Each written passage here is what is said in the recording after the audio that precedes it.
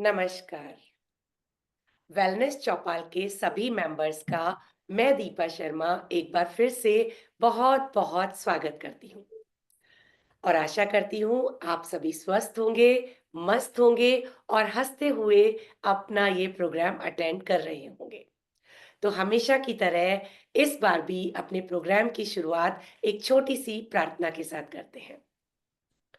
सर्वे भवन्तु सुखिनः सर्वे सन्तु निरामया सर्वे भद्राणि पश्यन्तु मा करं फल हेतुश्च ॐ शान्ति शान्ति शान्ति ओम। तो चलिए आज के सेशन को शुरू करते हैं। तो आज हमारे साथ एक स्पेशल गेस्ट है और वो हैं डॉक्टर वैशाली दीक्षित। डॉक्टर वैशाली दीक्षित आगरा से हैं और वैसे तो इनका काम जो है वो अध्ययन अध्यापन है। वो इतिहास की शिक्षिका हैं, साथ ही शिक्षा शास्त्र भी वो पढ़ाती हैं। लेकिन उनकी रुचि थोड़े टाइम पहले ही वास्तुशास्त्र में काफ़ी जागृत हुई और उन्होंने वास्तुशास्त्र का अध्ययन किया और अब वो वास्तुशास्त्र के क्षेत्र में काम कर रही हैं। तो आज मैं वैशाली दीक्षित को अपने शो में आमंत्रित कर जी, आपका बहुत-बहुत स्वागत है इस शो में। नमस्कार दीपा जी। वेलनेस चौपाल के सभी मेंबर्स को मेरा सादर नमन। नमस्कार वैशाली जी, आपका बहुत-बहुत नमस्कार। स्वागत। नमस्कार दीपा जी। तो सबसे पहले तो आप हमारे दर्शकों को अपने बारे में कुछ बताइए, कैसे आपका शौक इस क्षेत्र में आया? कैसे आप अध्यापन के साथ-साथ वास्तु के क्षेत्र में आई हैं? जी, अब अपनी बात की शुरुआत मैं सिर्फ एक कोट से शुरू करना चाहूँगी, जो कि हमारे प्रथम उपराष्ट्रपति सर्वपल्ली राधाकृष्णन जो थे, वो महान शिक्षाविद भी थे।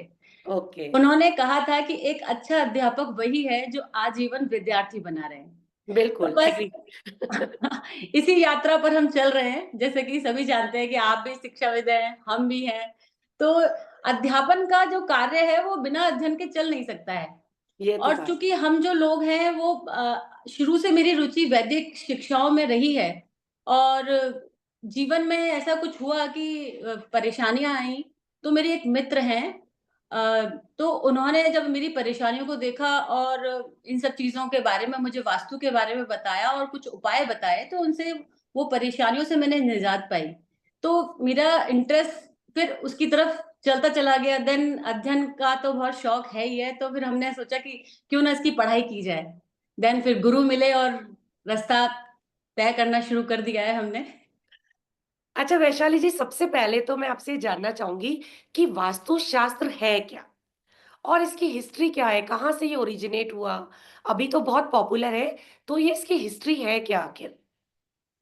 दीपा जी, आपकी बस एक ही जो लाइन है ना, ये अभी बहुत पॉपुलर है। ये लाइन आजकल बहुत चलती है। जहाँ पर जाओ ये अभी आजकल वास्तु बहुत चल रहा है। ये बिल्कुल, आजकल का वास्तु नहीं है भाई। ये सबसे मैं ये वाली बात कहना चाहूँगी कि ये वास्तु हमारे वेदों में भी बताया गया है वास्तु के बारे में। तो ये हमारा आजकल का वास्तु नहीं है। ये तो ये है कि आजकल जो हम इंडियंस हैं वो सनातन संस्कृति की ओर फिर से जा रहे हैं। इसीलिए ये हमने कहा कहते हैं आजकल कि आजकल वास्तु बहुत चल रहा है। नहीं तो ये बहुत वैदिक शिक्षा है ये हमारी, तो आजकल का नहीं है ये। तो कहाँ से ये ओरिजिनेट हुआ है? अगर हम इसकी हिस्ट्री की बात करें तो जो ये वैदिक शास्त्र में हमारे यहाँ कहा जाता है कि ये जो स्टोरी है ये अंधकासुर नाम का एक राक्षस था। तो शिव जी और अंधकासुर जो राक्षस था उसके बीच में युद्ध होता है और वो जो राक्षस था वो बहुत बलशाली था।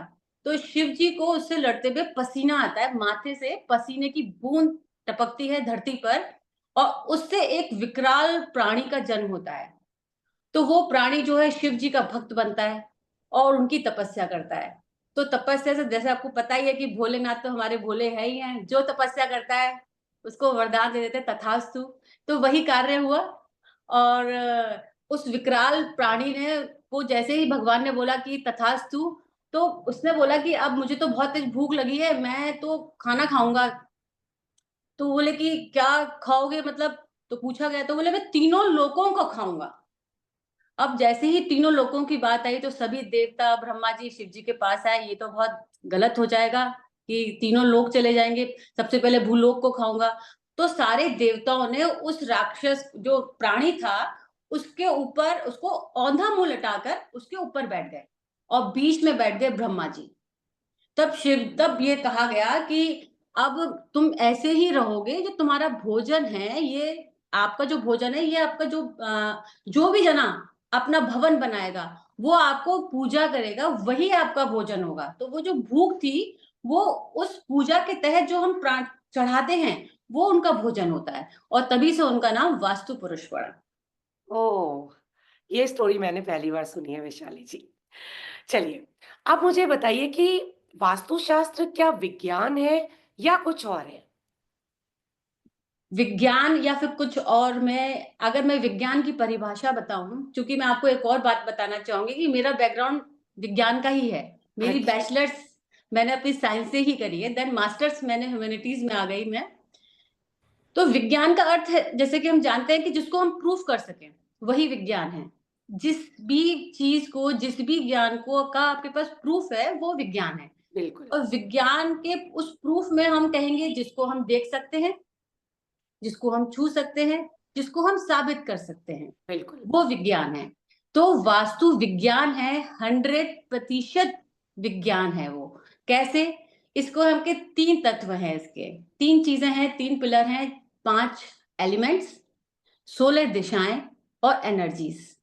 जैसे आपको पता है न्यूटन का जो फेमस लॉ है, जो हमारा जो मूल जो हम कहेंगे साइंस का जो लॉ है, वो E is equal to mc square, है ना? Energy conservation yes, law. आप तो केमिस्ट्री की टीचर हैं। देन मैं आपको वो आपका जो प्रश्न है मैं उसी का उत्तर देना चाहती हूँ कि E is equal to mc square, E energy, ठीक है? E E m is equal to आपके लिए जो पदार्थ हम कहेंगे पदार्थ, है ना? Then C is equal to आपकी सूर्य की किरणें, ठीक है? अब देखिए मैं आपको वास्तु में भी वही 3 चीज़ें हैं। आपकी एनर्जी फ्लो की बात करता है वास्तु, आपके तत्वों की बात करता है वास्तु और जो आपकी सूर्य की किरणों से ही हम दिशा का निर्धारण करते हैं, तो दिशाओं की बात करता है वास्तु। तो इन चीज़ों के साथ में जब हम वास्तु को ले रहे हैं तो बताइए वो साइंस कैसे नहीं हुआ? बिल्कुल, तो वास्तु साइंस है मतलब। बिल्कुल 100 एक्यूरेसी वाला साइंस है। एक्यूरेसी, कोई भी इफ एंड बट नहीं, एक्यूरेसी का साइंस है आपका। ओके, तो वैशाली जी एक बात बताइए कि हम वास्तु करवाते क्यों हैं? और अगर वास्तु करवाते हैं, तो उसका क्या फ़ायदा होता है? और अगर वास्तु कोई नहीं करवाता है, तो उससे क्या नुकसान होता है? तो ये मैं जानना चाहूँगी आपसे। देखिए, जब हम इसमें बात कर रहे हैं, आपके 5 एलिमेंट्स की बात कर रहे हैं, तो ये वाली बात आपको पता है कि पूरा ब्रह्मांड यानी हमारा शरीर तक 5 तत्वों से मिलकर बना हुआ है, बिल्कुल, ठीक है? जल, वायु, अग्नि, पृथ्वी और आकाश, ये बिल्कुल, 5 तत्व हैं। तो जो भी हमारी वस्तु हैं, जो ब्रह्मांड है, हम हैं, सारे के सारे इन 5 तत्वों से मिलके बने हुए हैं। हम वास्तु क्यों करवाते हैं? आपका प्रश्न ये है ना, हम वास्तु क्यों करवाएँ या करवाने से होता क्या है? बिल्कुल, देखिए, आप जिस भवन में रह रहे हैं, वहाँ पर आपका एनर्जी का फ्लो कैसा है? सकारात्मक एनर्जी है या फिर नेगेटिव एनर्जी है? तो सभी जने चाहेंगे कि सकारात्मक एनर्जी में हम रहें, जहाँ से हमारा मानसिक स्वास्थ्य अच्छा रहे, ठीक है? तभी हम अच्छे निर्णय ले पाएँगे, तभी हम समृद्ध हो पाएँगे। बिल्कुल, अगर आपने वास्तु नहीं करवाया और उन 5 तत्वों का इम्बैलेंस हो गया, मतलब कि जो 5 तत्व हैं उन अगर मैं आपको एक छोटा-सा इंट्रोडक्शन दूँ वास्तु का टेक्निकली, तो जो 5 तत्व हैं उनकी अपनी-अपनी दिशाओं का निर्धारण है। हमारे वास्तु में 16 दिशाएँ होती हैं। आप 4 कार्डिनल दिशाएँ आप जानते ही हैं, उत्तर, पूरब, दक्षिण और पश्चिम। देन 4 डायगोनल दिशाएँ, ठीक है? North east, south east, then south west and north west. इसके साथ-साथ में 8 दिशाएँ और होती हैं। मैं आपको एक डायग्राम के ज़रिए भी आपको बता सकती हूँ अगर आप कहें तो। हाँ जी, ज़रूर बताइए। देखिए, जैसे ये आपके 5 एलिमेंट्स, ठीक है? हाँ जी, जैसे ये आपका water, air, fire, earth and space, ठीक है? बिल्कुल, इन 5 तत्वों से हमारा शरीर और हम सब इसी से बने हैं। देन आपकी ये 16 दिशाएं होती हैं। देखिए आपके कैमरे पे दिखाई दे रहा होगा। बिल्कुल दिखाई दे रहा है। ये है आपका नॉर्थ, ये है हुँ, आपका ईस्ट, साउथ एंड वेस्ट। ठीक है, बिल्कुल। ये आपका दोनों दिशा नॉर्थ और ईस्ट से मिलके नॉर्थ ईस्ट बन रहा है, जी, और ईस्ट और साउथ से मिलके साउथ ईस्ट, देन बिल्कुल। साउथ एंड वेस्ट से मिलके साउथ वेस्ट, वेस्ट और नॉर्थ से मिलके नॉर्थ वेस्ट। हाँ जी। अब इन्हीं दो दिशाओं के बीच में एक एक और दिशा जनरेट हो रही है। देखिए आप, नॉर्थ ऑफ हाँ, north east, east of north east, east of south east, ऐसे ही करके ये 16 दिशाएं होती हैं। ये ओके, 16 दिशाओं के अपने अलग अलग एट्रीब्यूट्स हैं, जो आपके जीवन के हर एक आयाम के को बनाते हैं। मैं कहूंगी वो हर एक आयाम को बनाते हैं। आपका ध्यान, आपकी प्रॉस्पेरिटी, आपका स्वास्थ्य, आपकी रिलेशनशिप, आपकी इम्यूनिटी, आपका डिप्रेशन, आपका डिटॉक्सिफिकेशन, देन अपॉर्चुनिटी, हर आयाम जो आपके हर एक मनुष्य को जो चाहिए, वो आयाम इन सबसे ही मिलके बने हैं। तो अब बताइए कैसे आपका वास्तु 100% साइंस हुआ कि नहीं? बिल्कुल हुआ। अच्छा, आप एक बात बताइए कि जैसे कई बार क्या होता है कि हमारे साथ कुछ पॉज़िटिव नहीं होता है या कुछ नेगेटिव हो जाता है, कभी कोई प्रॉब्लम्स आ जाती हैं लाइफ़ में, फैमिली में, हेल्थ में, तो हम क्या कई बार हमें लोग कहते हैं कि आपके घर में वास्तु दोष है या आप वास्तु चेक कराइए कि कहीं वास्तु दोष तो नहीं है। तो ये वास्तु दोष होता क्या है? दीपा जी, वास्तु दोष का अर्थ हो गया कि इम्बैलेंस। अच्छा, जब हम इन 5 तत्वों की बात कर रहे हैं, तो हर तत्व की अपनी एक दिशा का निर्धारण है। ओके, जो आपके जो तत्व हैं, 5 तत्व जो हैं, वो हर एक दिशा, जो दिशा है उनके लिए, जैसे हम अगर हम कहें जल तत्व की बात करें, तो मोटे तौर पर नॉर्थ जो दिशा होती है, वो जल तत्व की होती है। अगर मैं प्रॉपर अगर बात करूँ आपके जल तत्व की, तो आपकी ये नॉर्थ वेस्ट से लेकर आपकी नॉर्थ ईस्ट तक ये जल तत्व की दिशा है। और आपकी ईस्ट ऑफ नॉर्थ ईस्ट से लेकर आपकी ईस्ट ऑफ साउथ ईस्ट तक ये आपकी एयर की है, मतलब वायु तत्व की है। साउथ ईस्ट से साउथ वेस्ट तक आपकी, सॉरी, साउथ ईस्ट से साउथ तक ये आपकी होगी अग्नि की दिशा।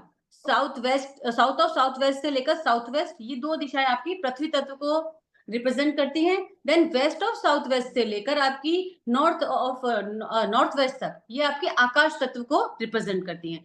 अब हमारी जो भी एक्टिविटी होती हैं, ये इन्हीं तत्वों के अकॉर्डिंग होती है। जैसे अगर हम खाना बना रहे हैं, ये खाना बनाना क्या हुआ बताइए?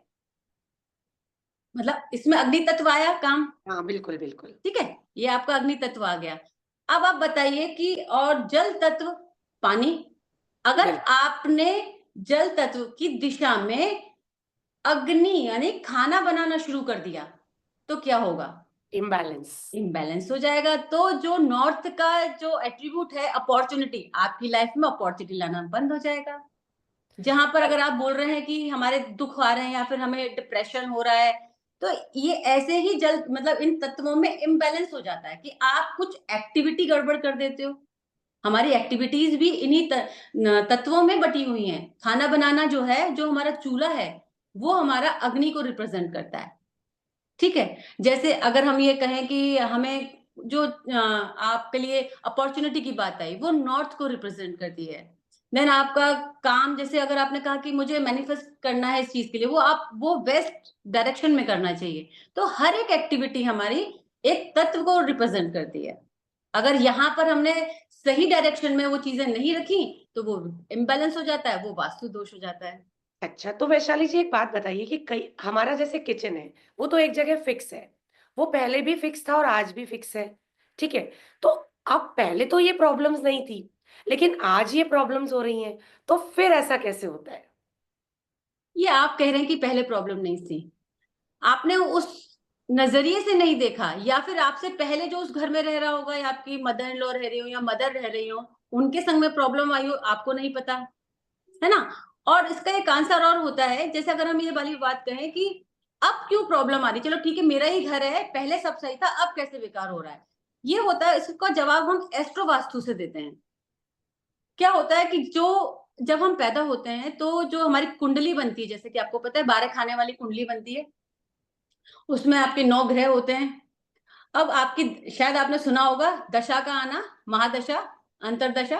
हुँ, तो आपकी जब महादशा या अंतरदशा अच्छी चल रही है किसी ग्रह की, तब तो आपका वास्तु दोष जो है घर में, शायद आपको उतना इफेक्ट ना कर रहा हो। ठीक है? लेकिन आपके कुंडली में अगर कोई ग्रह की ऐसी दशा आई जिस पर नेगेटिव हिट है ना? तो वो वास्तु दोष आपको इफ़ेक्ट देगा ही देगा। इस समय आता है, हर एक का समय आता है। इसलिए कहना कि पहले तो सब सही था और अब गड़बड़ हो गया है, तो वास्तु काम नहीं करता। अगर वास्तु काम करता तो पहले हम प्रगति क्यों करते? और अब हमारा डाउनफॉल क्यों है? या फिर मतलब पहले आप डाउनफॉल था, अब क्यों नहीं है? तो आपके कहने का मतलब है कि वास्तु के साथ-साथ में ज्योतिष जो हमारा भाग्य है वो भी वर्क करता है। बिल्कुल, एक एस्ट्रो वास्तु पूरा एक कंटेंट है आपके पास में, बहुत ओके। बड़ी विद्या है ये। हम जब भी वास्तु करते हैं, तो हमारे वास्तु करने के अलग-अलग स्टेप्स होते हैं। हम सबसे पहले एक बेसिक वास्तु करते हैं कि आपके 5 तत्वों की बैलेंसिंग होती है पहले। देन इसके बाद में हम एस्ट्रो वास्तु करते हैं कि वो आपके घर में 4 सदस्य हैं, ठीक है? आपको लग रहा होगा कि एक को ही प्रॉब्लम आ रही है, बाकी 3 तो सही है। अगर वास्तु खराब होता तो हम चारों जने बीमार पड़ते, 1 जना ही क्यों बीमार है? तो चूंकि उसकी कुंडली में किसी ग्रह की ऐसी दशा आई जिस पर नेगेटिव हिट चल रहा है, इसीलिए वो जो दोष है उस व्यक्ति को परेशान कर रहा है, बाकी 3 को नहीं। लेकिन गारंटी ये भी नहीं है, अगर आपने नहीं सही कराया, कभी उनके में ऐसी प्रॉब्लम आई, उनकी दशा, क्योंकि दशा तो चलती रहती है, तब उनको इफेक्ट करेगी। अगर इसका सबसे अच्छा उपाय ये है, हमारे वास्तु में कहा जाता है, अगर देखिए आप कुंडली को चेंज नहीं कर सकते, ठीक है? वो तो हम जब जन्म लेते हैं तब एक आपका एक प्रिंट आउट छप के आ जाता है। आपके ग्रह वैसे ही रहेंगे, आपके बॉक्सेस वैसे ही रहेंगे, आप अच्छे कर्म करें, देन आपका वास्तु सही करें। अगर हमारा वास्तु सही है घर का और हमारे कोई भी ग्रह की नेगेटिव हिट आया है, नेगेटिव दशा आई है, तो हमें उतना इफेक्ट नहीं डालेगी। और अगर हमने वास्तु सही नहीं है हमारे घर का और हमारी दशा गड़बड़ आ गई है, तो वो इफेक्ट इतना डालेगी कि आप संभल नहीं पाएंगे। इसीलिए कहते हैं कि वास्तु परफेक्ट घर में रहना चाहिए। तो वैशाली जी, मुझे आपकी बात का जो मतलब समझ में आया, वो मुझे ये समझ में आया कि मैं अपने भाग्य को चेंज नहीं कर सकती, लेकिन अगर मेरे भाग्य में कोई त्रुटि आ रही है या कोई प्रॉब्लम आ रही है, तो मैं वास्तु को बदल के उसको थोड़ा बेटर कर सकती हूँ। बिल्कुल, वास्तु को सही कर, घर के वास्तु को बैलेंस करके आप अपने जीवन में आने वाली समस्याओं को आप उनको दूर कर सकते हैं। देखिए, भाग्य हम बदल नहीं सकते, हमारे ग्रह बिल्कुल। नक्षत्र तो हमारे जन्म के साथ फिक्स हो गए ना। हुँ, हुँ। तो अगर हमारा वास्तु सही है, अगर देखिए आप सिर्फ एक वास्तु सही कराएँगे, आपके घर के सारे सदस्य, जब भी कोई नेगेटिव दशा, सारे सदस्य सेफ रहेंगे। Okay, okay, okay. अच्छा, एक बात बताइए वैशाली जी, देखिए हमारा ये जो प्रोग्राम है आपको पता है, मैंने आपको बताया था कि ये बेसिकली सीनियर सिटीज़न्स के लिए हमने डिज़ाइन किया है।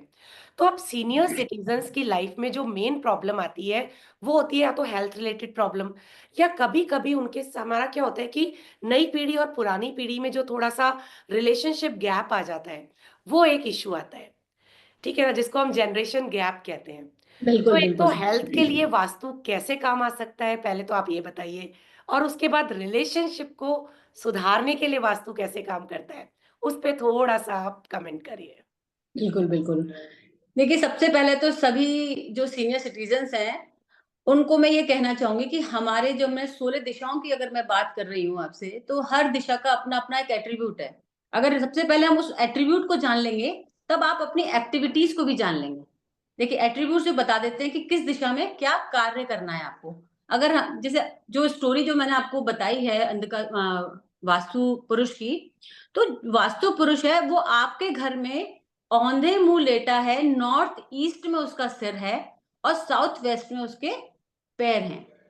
देखिए, उसका चित्र मैं, अगर आप चाहें तो मैं आपको बता सकती हूँ। हाँ जी, देखिए, बताइए। मैंने आपके लिए प्रिंट आउट निकलवा के रखा है, ये देखिए, ठीक है? ओके। ये वास्तु पुरुष हैं, ये हुँ, नॉर्थ ईस्ट वाला जो पार्ट है, ये यहाँ पर इनका सिर है और साउथ वेस्ट में इनके पैर हैं, ठीक है? जी। देखिए, अब जो 16 दिशाएँ जो हमने बताई हैं आपको, उसमें से हर एक दिशा का एट्रिब्यूट अगर आप जान लेंगे, तो आप अपनी एक्टिविटी को उसी के अकॉर्डिंग करेंगे। नॉर्थ ईस्ट जिसमें वास्तु पुरुष पुरुष का सिर है, तो वो आपकी प्रज्ञा की, आपकी स्वचेतना की दिशा कहलाती है। जहाँ पर आप मेडिटेशन कर सकते हैं, योगा कर सकते हैं, वहाँ पर आप मंदिर भी रख सकते हैं, अच्छा, ठीक है? उनका जो मस्तिष्क है मतलब हमारा मन हमारी मतलब सोच, माइंड। हमारी स्पष्टता, क्लैरिटी, बिल्कुल। आप कैसा सोचते हैं। देखिए, आपने कई बार सोचा होगा, कई बार देखा होगा कि आप काम अच्छा चल रहा है आपका, लेकिन दिमाग में इतनी बॉदरनेस रहती है कि मैं क्या करूँ, क्या नहीं करूँ, ये करूँ, वो करूँ, है ना? सोच कभी देखा ही लोगों को देखा होगा आपने, उनके नॉर्थ ईस्ट में ज़रूर से कोई ना कोई प्रॉब्लम हो, क्लटर भरा होगा उनका। क्यों? क्योंकि अब जहाँ पर सिर है, वहाँ आपने कचरा भर दिया। वह अब कोई नेगेटिविटी कोई नेगेटिव एक्टिविटी हो गई, ठीक है? देन नॉर्थ ईस्ट के बाद में ईस्ट ऑफ नॉर्थ ईस्ट, ये आपकी जॉयफुल, खुश रहने की, रिक्रिएशन की दिशा है। जैसे जो हम खुश रह सकते हैं, है ना? वो दिशा है। तो यहाँ पर आप अपने घर का ड्राइंग रूम बना सकते हैं, या फिर यहाँ पे बैठ के आप थोड़ी देर के लिए बच्चे खेल सकते हैं यहाँ पर, है ना? फिर आती है आपकी ईस्ट। ईस्ट की दिशा जो है, ईस्ट डायरेक्शन जो है, ये जहाँ से सूरज उगता है। इसका मतलब है सूरज की किरणें जितनी दूर तक जाएँगी, वहाँ पर आपका सोशल नेटवर्किंग अच्छी रहेगी। तो जिनको भी अपनी सोशल नेटवर्किंग अच्छी करनी है, ईस्ट को हमेशा बैलेंस बना के चलना है। ईस्ट के बाद में आपकी दिशा आ जाती है ईस्ट ऑफ साउथ ईस्ट। ये आपकी चर्निंग की दिशा है, ठीक है? जो भी आपका विश्लेषण जिसको हम कहें हिंदी में, विश्लेषण की दिशा है। साउथ ईस्ट ये आपके फायर की दिशा है। यहाँ पर आप कैश फ्लो की दिशा हम कह सकते हैं। किसी के घर में आपने सोचा होगा कि सब काम हो रहे हैं लेकिन पैसा नहीं रुकता है। ज़्यादातर आपको आज के समय में ये वाला प्रश्न ज़रूर से उठता होगा कि काम तो मैं बहुत करता हूँ लेकिन पैसा नहीं रुक रहा है। तो वहां अग्नि की दिशा में आपने जरूर से जल तत्व ला के रखा हुआ है। या तो आपने वहां पर कुछ टॉयलेट बना दिया या बाथरूम बना दिया, तो आपका सारा पैसा फ्लश आउट हो जाएगा। देन उसके कॉन्फिडेंस की दिशा है आपकी साउथ ऑफ साउथ ईस्ट। आपकी फेम और नेम की दिशा है साउथ। जिनको भी अपना नाम बनाना है, उनको अपना साउथ हमेशा अच्छा करके रखना चाहिए। देन उसके बाद में आपकी दिशा आती है साउथ ऑफ साउथ वेस्ट। ये डिस्पोजल की दिशा है आपकी, ठीक है? जैसे कि कोई भी चीज आपको जीवन में नहीं चाहिए, वो एक्टिविटी वहां आप कर लीजिए या वो चीज वहां रख दीजिए। रिलेशनशिप और स्किल की दिशा है आपकी साउथ वेस्ट। आपकी सेविंग और आपके बच्चों की पढ़ाई की दिशा है वेस्ट ऑफ साउथ वेस्ट। और वेस्ट आपकी मैनिफेस्टेशन गेन्स की दिशा है। और वेस्ट ऑफ नॉर्थ वेस्ट आपकी डिप्रेशन की दिशा है, ठीक है? और नॉर्थ वेस्ट आपकी सपोर्ट की दिशा है। और उसके बाद में दिशा आती है एक जो सबसे ज्यादा आजकल बहुत जरूरत है बच्चों को भी, अट्रैक्शन की। आपको क्या चाहिए? अट्रैक्शन किस चीज का चाहिए? जॉब का चाहिए या फिर कोई पार्टनर चाहिए, है ना? उन सब की दिशा है आपकी नॉर्थ ऑफ नॉर्थ ईस्ट। और नॉर्थ आपको हमने बताया ही है कि आपकी अपॉर्चुनिटी की दिशा है। और लास्ट दिशा है हमारी नॉर्थ ऑफ नॉर्थ ईस्ट, ये हमारी इम्यूनिटी की दिशा है। तो इन 16 दिशाओं के जो एट्रीब्यूट्स हैं, उन्हीं के अकॉर्डिंग हम आपके सारे सवालों के जवाब देना चाहूंगी। जैसा कि आपने बोला कि हेल्थ के लिए हम क्या करें, तो मैं सभी सीनियर सिटीजन से कहना चाहूंगी कि अपनी दवाइयों को अपने घर में नॉर्थ ऑफ नॉर्थ ईस्ट में रख दीजिए। फिर देखिए कमाल कि उनकी दवाइयां रामबाण की तरह काम करेंगी। अगर हम 15 दिन में अगर सही होने वाले होंगे, तो हम 5 दिन में ही सही हो जाएंगे। बिल्कुल। तो अब एक बात मुझे बताइए कि किस वास्तु जो दोष से कोई एक पर्टिकुलर बीमारियों से भी क्या वास्तु दोष का रिलेशन होता है? बिल्कुल, वास्तु दोष से ही बीमारियां होती हैं। जो आजकल आपने देखा होगा, सबसे ज्यादा जो आजकल बीमारी चल रही है वो है कैंसर। हाँ, आजकल बहुत सुन रहे हैं इसके बारे बहुत सुनने में आ रहा है कि इसको ये वाला कैंसर है, उसको वो वाला कैंसर है, या फिर पैरालिसिस वाली प्रॉब्लम या न्यूरो डिसऑर्डर जो है। ये सब जो चीजें हैं, ये आपके नॉर्थ ईस्ट में इम्बैलेंस की वजह से होते हैं। जैसे कि मैंने बताया कि वो वास्तु पुरुष के सिर का स्थान है। अगर वहां पर आपने टॉयलेट बना दिया, तो आप सोचिए आपके जीवन का फ्लश आउट हो जाने वाला है। वहां पर आपने किचन बना दी, वो भी बहुत बुरा असर डालती है आपके स्वास्थ्य पर। तो नॉर्थ ईस्ट को हमेशा साफ सुथरा रखना चाहिए, जितना हो सके उतना प्योर करके रखें। साफ प्योर का मतलब है मेरा कि साफ सुथरा रखें, वहां पर कोई क्लटर नहीं होना चाहिए, बिल्कुल। में। ओके। अच्छा, एक और मैं आपसे बात पूछना चाहूँगी, घर में प्लांट्स कौन-कौन से वास्तुशास्त्र के अकॉर्डिंग शुभ माने जाते हैं? प्लांट्स आपके, देखिए प्लांट्स कौन कौन से शुभ माने जाते हैं या प्लांट्स हमें कहाँ रखने चाहिए? दोनों ही बातें मैं आपसे पूछना चाहूँगी। ठीक है, देखिए प्लांट्स रखने की जो सही दिशा है वो है हमारी ईस्ट दिशा ओके, और नॉर्थ दिशा। इन दो दिशाओं के बीच में आप अपने प्लांट्स रख सकते हैं। और मैं आपके सभी व्यूअर्स को ये कहना चाहूंगी कि साउथ वेस्ट से लेकर आप नॉर्थ वेस्ट तक आप अपने प्लांट्स ना रखें। ओ वेस्ट में तो कतई अपने प्लांट्स नहीं रखने चाहिए, वो आपके गेन्स को जीरो में लेके जाएंगे। और कौन से प्लांट्स रखने चाहिए?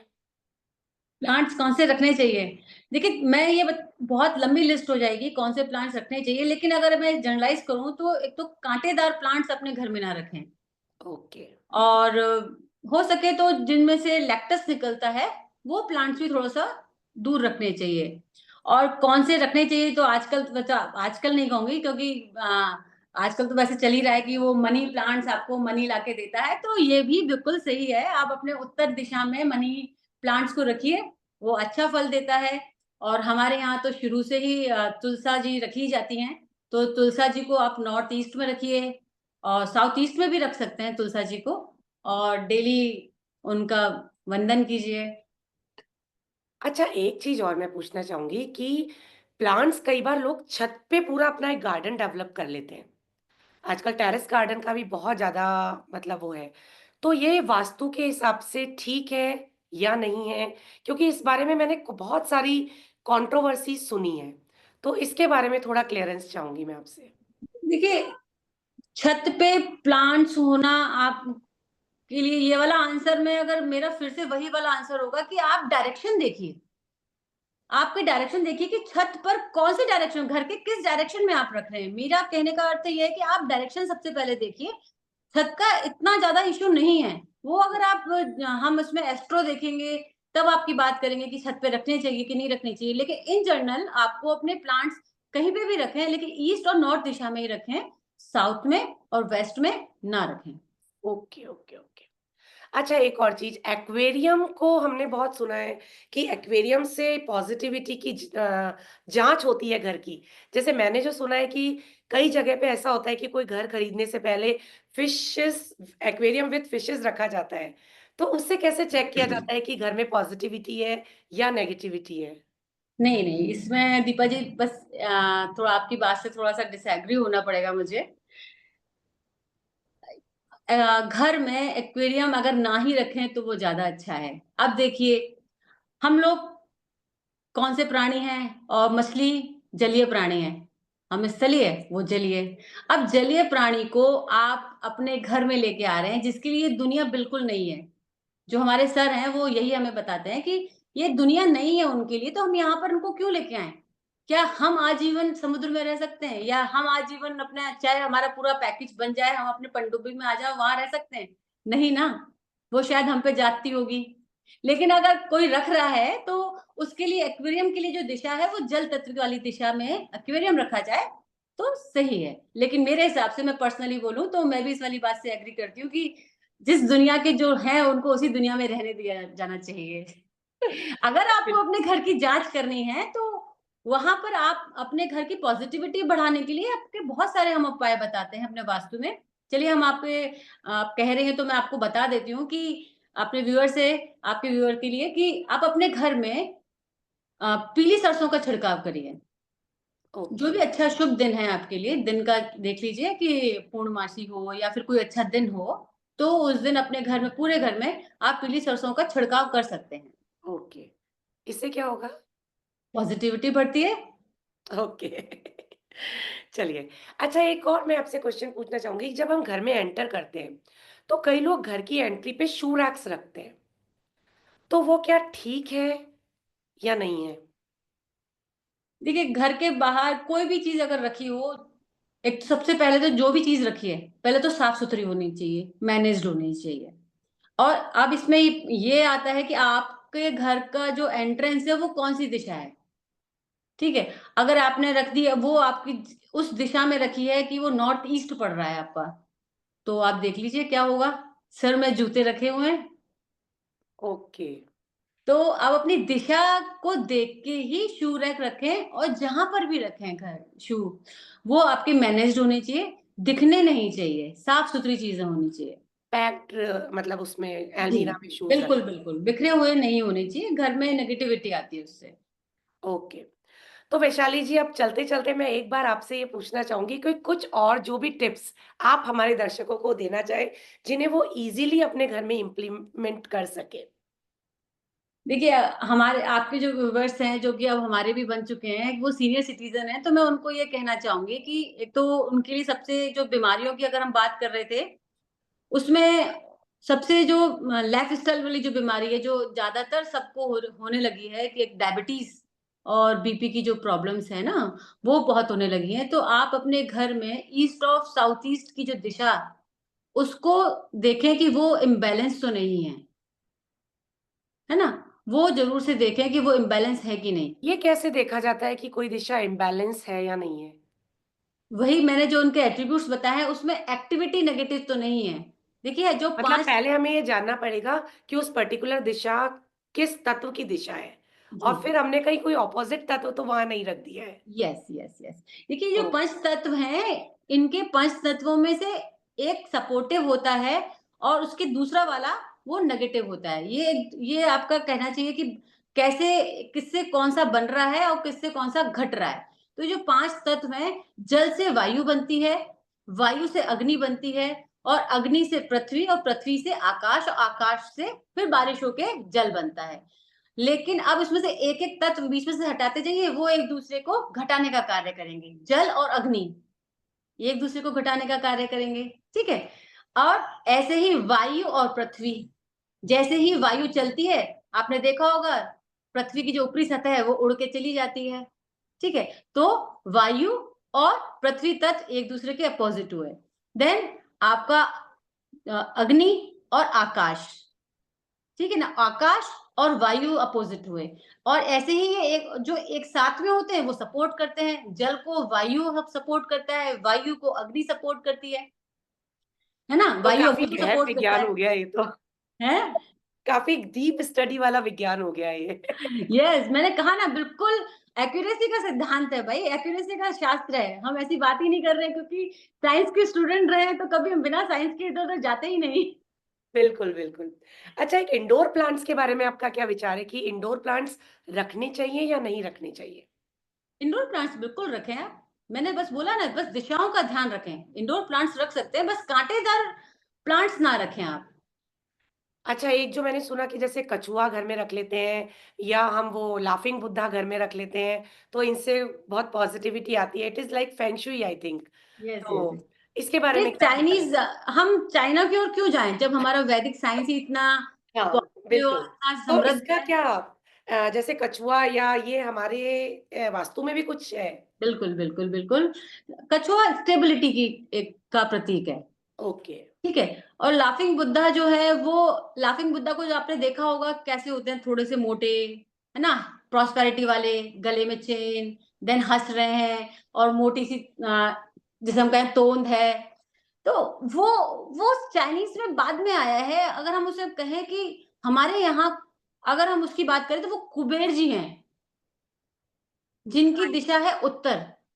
तो हम कुबेर जी का की पूजा पूजा तो नहीं कहेंगे, कुबेर जी का ध्यान रखना चाहिए हमें। हमें उत्तर दिशा में अगर हम कुबेर जी रखते हैं, तो प्रॉस्पेरिटी अपने आएगी। तो क्यों हम लाफिंग बुद्धा की ओर जाएँ? क्यों ना हम कुबेर स्वीट जी की ओर वर्ड्स। आएँ? तो हम लाफिंग बुद्धा को अपने कुबेर मान लें। हाँ, और हम लाफिंग बुद्धा को अपने कुबेर नहीं माने, हम अपने कुबेर को ही कुबेर मानेंगे ना। वो अगर आपको लाफिंग बुद्धा चाहिए, नहीं आप लाफिंग बुद्धा ठीक है, उनका अपना है, लेकिन हमें अपनी संस्कृति को की ओर चलना है। बिल्कुल, बिल्कुल। ठीक है, वैशाली जी, आपने बहुत सारी चीज़ें बताई, कुछ समझ में आईं, कुछ नहीं आईं, बट हम कोशिश करेंगे कि उसको थोड़ा डीपली और समझें और अगर समझ में नहीं आई तो हम फिर से आपको अपने इस मंच पे इनवाइट करेंगे। तो आपका बहुत-बहुत धन्यवाद हम सभी से जुड़ने के थैंक यू लिए। So much. तो इसी के साथ मैं आज के सेशन को विराम देती हूँ। आप सभी स्वस्थ रहें, मस्त रहें, हँसते रहें और अपना बहुत-बहुत बहुत ख़्याल रखें। धन्यवाद। धन्यवाद।